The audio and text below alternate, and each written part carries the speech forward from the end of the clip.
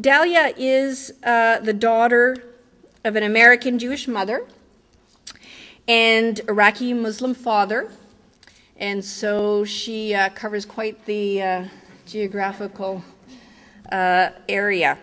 She has her MD, she's a medical doctor, but she is now working, she finds her occupation in her heart, draws her working full-time against the American and Israeli occupation in Iraq, Palestine, and Afghanistan. So Dahlia will be speaking on the topic of opposing empire and supporting resistance. So please join me in welcoming Dahlia Wasfi.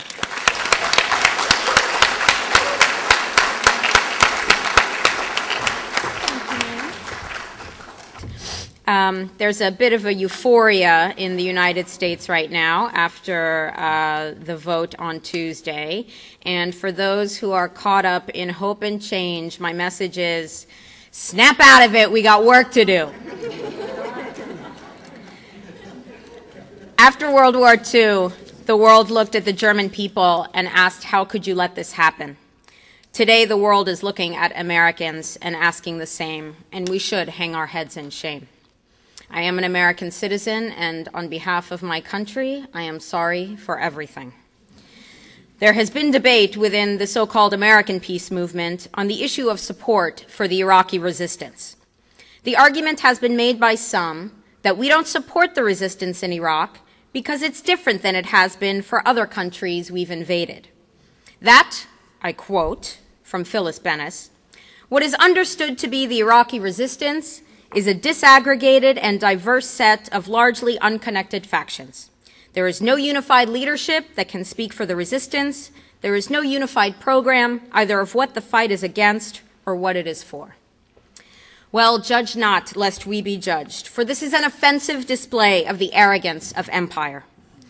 This so-called U.S. peace movement sits 8,000 miles away, with our luxuries of electricity and water, while Iraqis suffer with no relief in sight, and we tell them they are disorganized. This is fiddling while Iraq burns. This is racism, and while hundreds of Iraqis are dying every day, this is nothing less than criminal. American and Canadian soldiers are not defending us from terrorists in Iraq or Afghanistan. They are killing families who live there, house after house, bomb after bomb, wedding after wedding.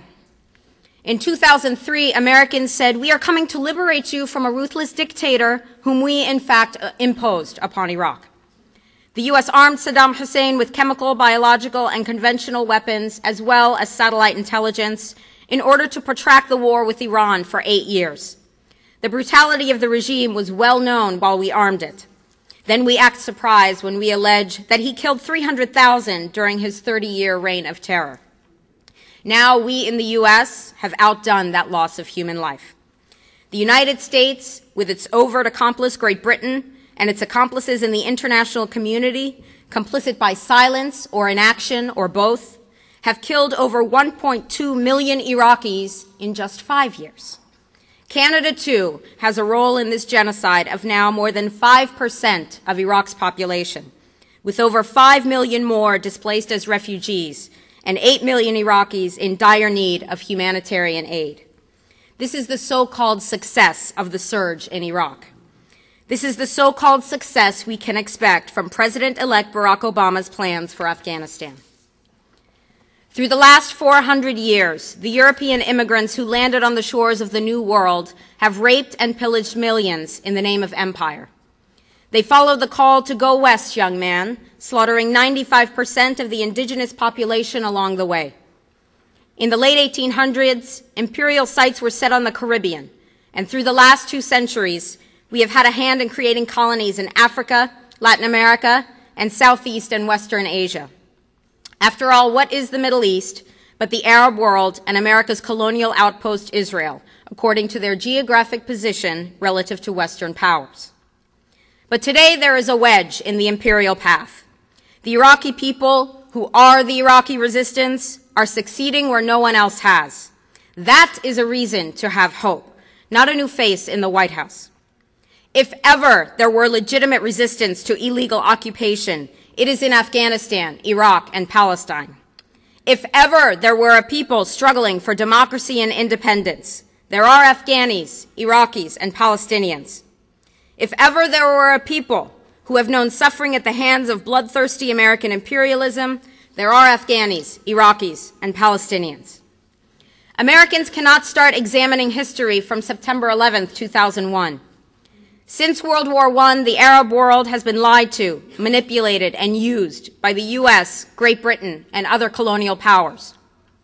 This past May, we marked the 60th year of al-Nakba in Palestine, the catastrophe. Iraqis have now seen that illegal occupation extended to include the Fertile Crescent, their land between two rivers, their Mesopotamia.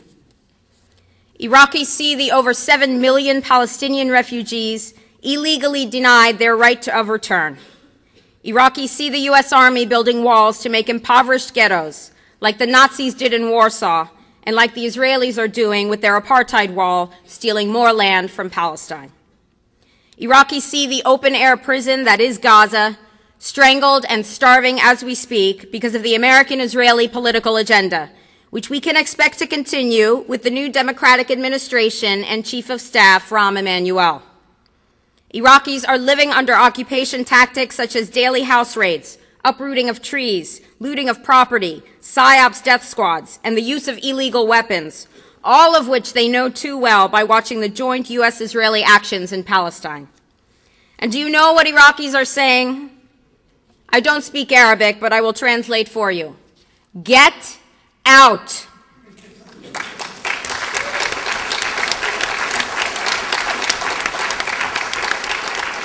They are saying, no way, you are staying for 60 years. They are saying, get your oil the old-fashioned way, buy it. And why are they saying this? Because they have a dignity and self-respect rooted in 7,000 years of civilization. Iraq is the center of Arab nationalism. Actually, this is what my father says, and I think that my father might be the center of Arab nationalism. Modern-day Iraqis, thank you for my father. Modern-day Iraqis are the descendants of ancients who devised the first system of writing, the concept of the 24-hour day, the bases of mathematics, law, science, and medicine. Once corrupt American corporations, the U.S. military and its death squads, prisons, and bombings are out of the picture, true recovery and reconstruction by Iraqis can and will begin. Perhaps Americans and the international community don't embrace the Iraqi resistance because its fighters are killing American soldiers. What other choice have we given them? From Vietnam to Lebanon to Somalia to Iraq, we have taught our victims around the world that the only way to effect a change in American foreign policy is to spill American blood. As many as 10,000 people died in Chile during the CIA-led coup on September 11th, 1973. But in the U.S., we only remember 3,000 Americans who died on the 28th anniversary of that massacre. Grenadans in 1983 and Panamanians in 1989 were buried in mass graves by the thousands after the U.S. assaults, but the stories of these victims go untold. Between 1,000 and 10,000 Somalis were killed when our humanitarian mission in 1993 turned into military aggression. But we left Somalia because 19 Americans fell victim to their system and were dragged through the streets of Mogadishu. Time and again, it doesn't matter how many others die. The outrage comes when the victims are American. Martin Luther King Jr. said, "Silence is betrayal." In these times, remaining silent on our responsibility to the world and its future is criminal. And in light of our government's collective complicity in the supreme crimes against humanity in Afghanistan, Iraq, and Palestine, and ongoing violations of the UN Charter and international law, how dare anyone criticize the actions of legitimate resistance to illegal occupation?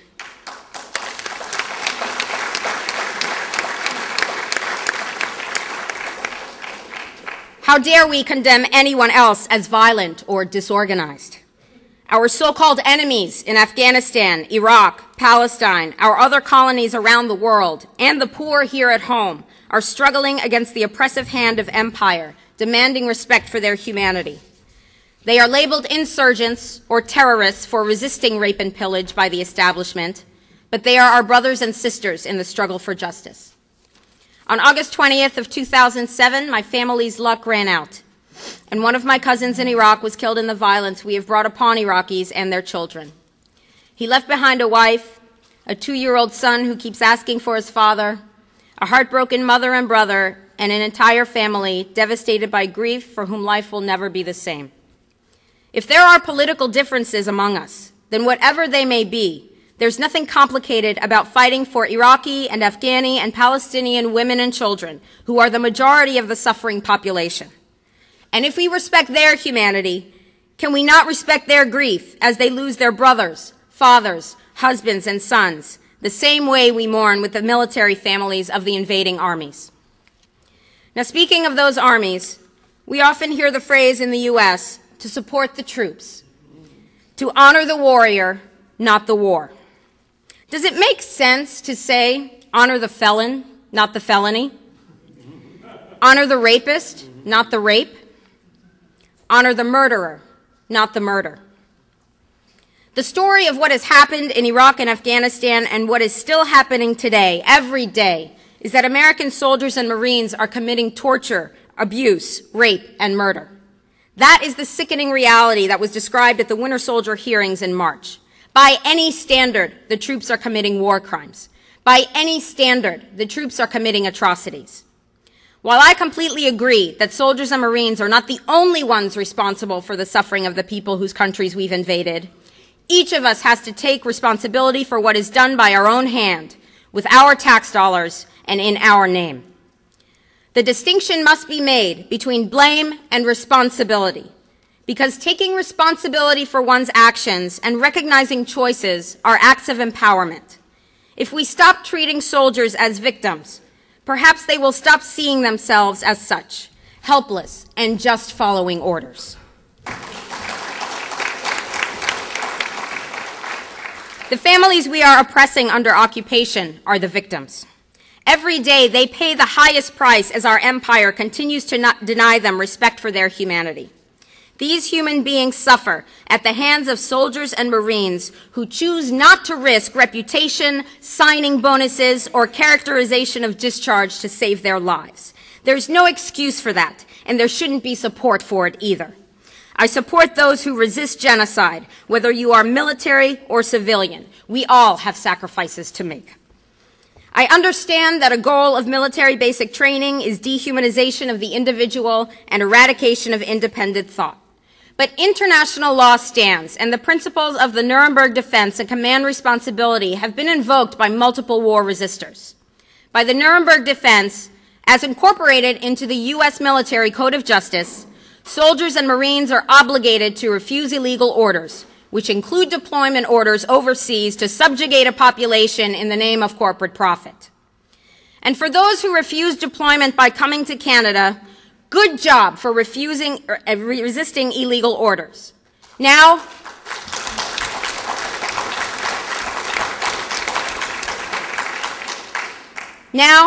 get yourselves home. Organize, come home together, come fight the good fight where the fight is taking place. Because you weren't avoiding a draft, you took an oath too, to defend the Constitution against all enemies, foreign and domestic. And right now, pretty much all of them are domestic. The terrorist cells are sitting in the greater metropolitan area of Washington, D.C.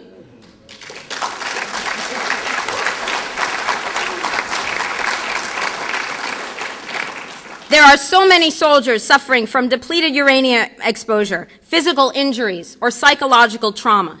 No one can tell your story better than you, and the world needs you to tell it. The American people were lied to by the Bush administration, but among 300 million, those who make up the armed forces are sacrificing the most for those lies. That betrayal should be a strong motivator to empower soldiers to follow their consciences. But more than that, compassion for the innocent should guide every soldier and Marine to refuse to do more harm and make a difference for the right. I close with a quote from Frederick Douglass. Those who profess to favor freedom and yet depreciate agitation are people who want crops without plowing the ground. They want rain without thunder and lightning. They want the ocean without the roar of its many waters. The struggle may be a moral one, or it may be a physical one, or it may be both, but it must be a struggle. Power concedes nothing without a demand. It never has, and it never will. Every one of us must keep demanding, keep fighting, keep thundering, keep plowing, keep speaking, keep struggling until justice is served. No justice, no peace. Thank you very much.